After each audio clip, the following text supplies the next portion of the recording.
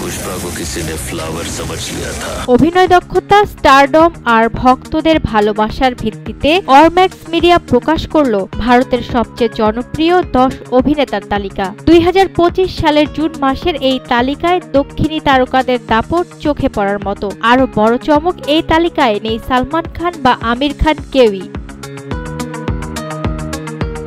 তালিকার 1 নম্বরে রয়েছে বাহুবলী খ্যাত প্রভাস।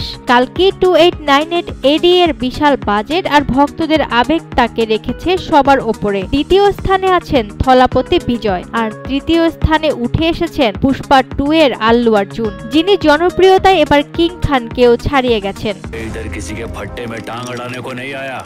শাহরুখ খান আছেন তালিকার 4র্থ স্থানে। জওয়ান আর ডানকির সাফল্য থাকলেও শীর্ষ 3-এ জায়গা হয়নি তার। এরপর রয়েছেন অজিত কুমার, মহেশ বাবু, জুনিয়র এনটিআর ও রামচরণ।